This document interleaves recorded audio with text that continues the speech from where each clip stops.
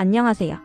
오늘은 여러분의 호기심을 자극할 아주 특별한 작품 바로 마돈나의 화제작 JUL-578 유메 카나베오 주연의 남편과 아이 만들기 SEX를 한 후는 언제나 시아버지에게 계속 출연당하고 있습니다. 에 대해 이야기해보려고 합니다. 제목부터가 심상치 않죠. 이 작품이 어떤 매력을 가지고 있는지, 그리고 왜 이렇게 많은 분들이 주목하는지 지금부터 저와 함께 낱낱이 파헤쳐봅시다. 우선 이 작품의 기본 정보부터 짚어볼까요? 홍보는 JUL-578, 제작사는 마돈나, 레이블 역시 마돈나입니다. 마돈나라고 하면 AV 업계에서 독특하고 과감한 시도로 유명한 제작사죠. 이번 작품에서도 그들만의 색깔이 아주 잘 드러났다고 할 수 있습니다. 감독은 토미조 타로 님인데요. 이 감독님 역시 자극적이면서도 섬세한 연출로 정평이 나 있습니다.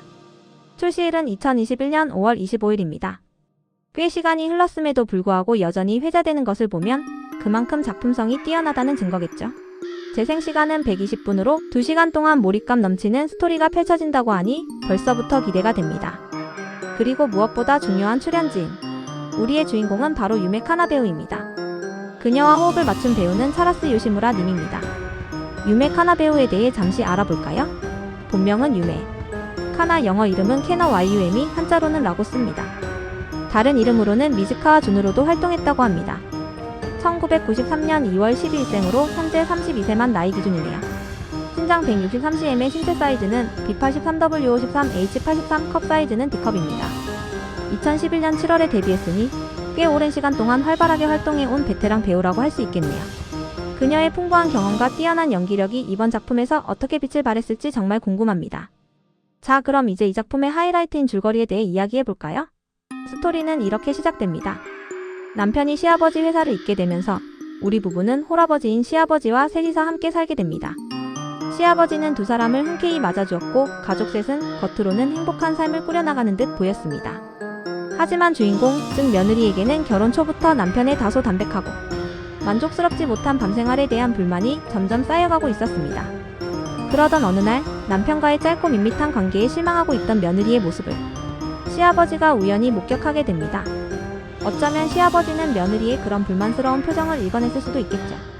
그리고 이때부터 묘한 기류가 흐르기 시작합니다.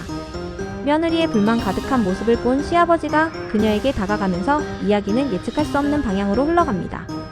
과연 이 가족에게 어떤 일이 벌어지게 될까요? 벌써부터 흥미진진하지 않나요? 이 작품의 장르. 상세를 보면 더욱 기대를 모으게 됩니다. 예쁜 가슴, 숙녀, 유부녀, 불륜, 단독작품, 그리고 진례사정이라는 키워드들이 작품의 전반적인 분위기를 짐작게 합니다.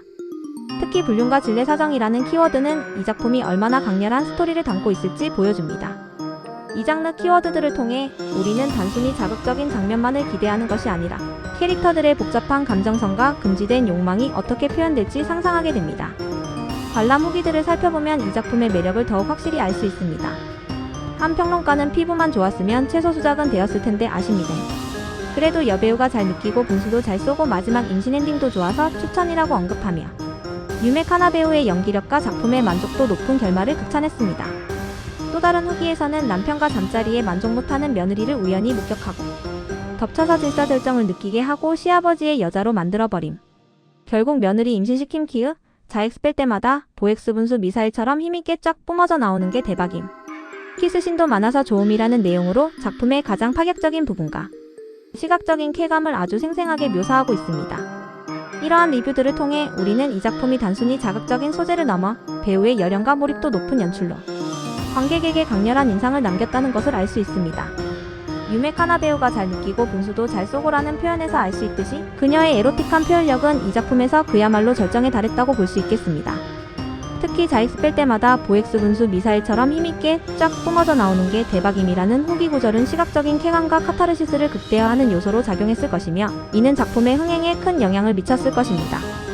또한 키스신도 많아서 좋음이라는 평가는 단순히 육체적인 관계를 넘어 감정적인 교류 혹은 적어도 그 행위를 둘러싼 분위기와 로맨틱한 연출에도 신경 썼음을 짐작케 합니다.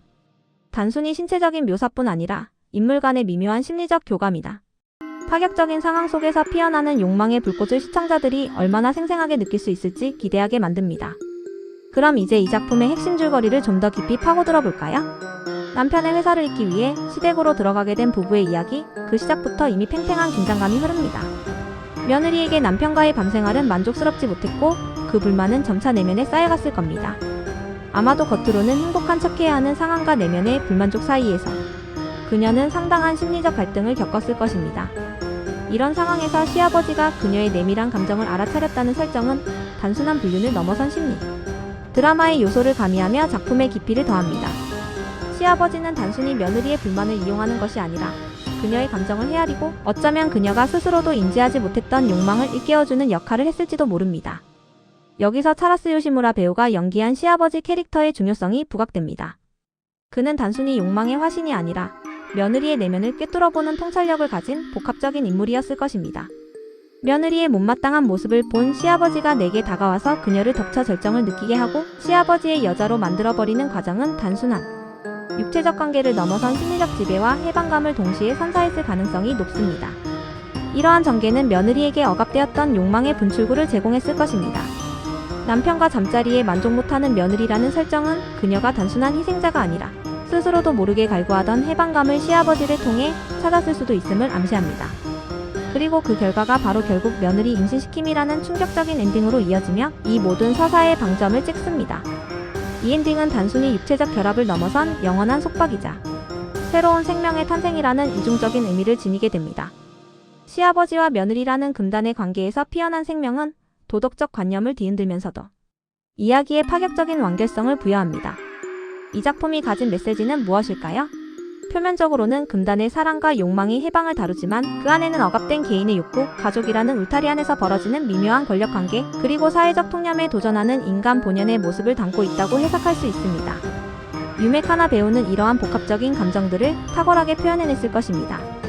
그녀의 D컵 가슴이 상징하는 육체적 매력은 작품의 시각적 요소를 강화하면서도 동시에 내면의 갈등을 더욱 극적으로 드러내는 도구로 활용되었을 것입니다. 특히 예쁜 가슴이라는 장르 키워드는 단순한 시각적 어필을 넘어 유메 카나 배우가 가진 매력을 극대화하는 요소로 작용합니다. 그녀의 신체 사이즈 B83W53, H83은 균형 잡힌 몸매와 함께 풍만한 D컵 가슴을 더욱 돋보이게 합니다.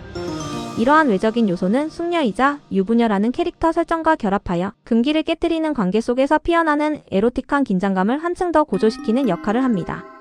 관람객들이 피부만 좋았으면 최소 수작은 되었을 텐데라고 언급했음에도 불구하고 여배우가 잘 느끼고 분수도 잘 쏘고 마지막 임신 엔딩도 좋아서 추천했다는 점은 유메 카나 배우의 압도적인 연기력과 몰입도가 외적인 단점을 상쇄하고도 남을 만큼 강력했음을 보여줍니다. 그녀의 흡입력 있는 연기는 시청자들을 작품 속으로 깊이 끌어당기며 캐릭터의 감정선에 완전히 몰입하게 만들었을 것입니다. 이 작품은 단순히 자극적인 소재만을 내세운 것이 아닙니다.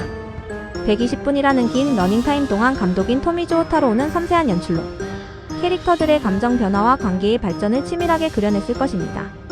며느리가 남편에게 느끼던 불만, 시아버지의 접근에 대한 초기 저항감, 그리고 점차 욕망에 눈을 뜨고 쾌락에 빠져드는 과정까지 이러한 심리적 변화를 설득력 있게 표현하는 것이 작품의 성공에 결정적인 역할을 했을 겁니다.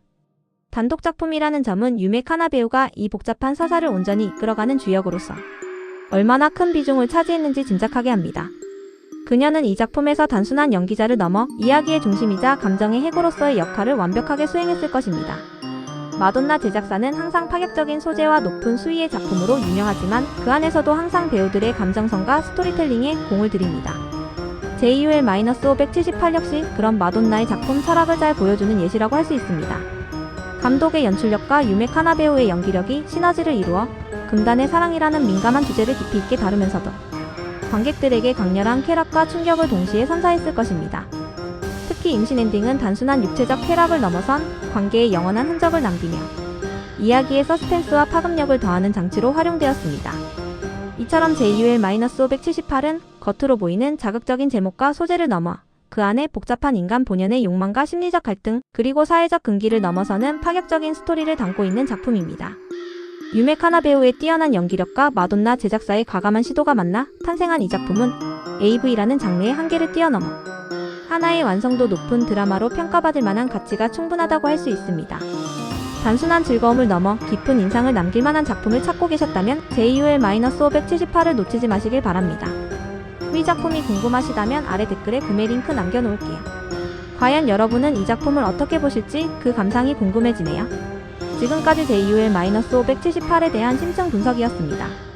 감사합니다.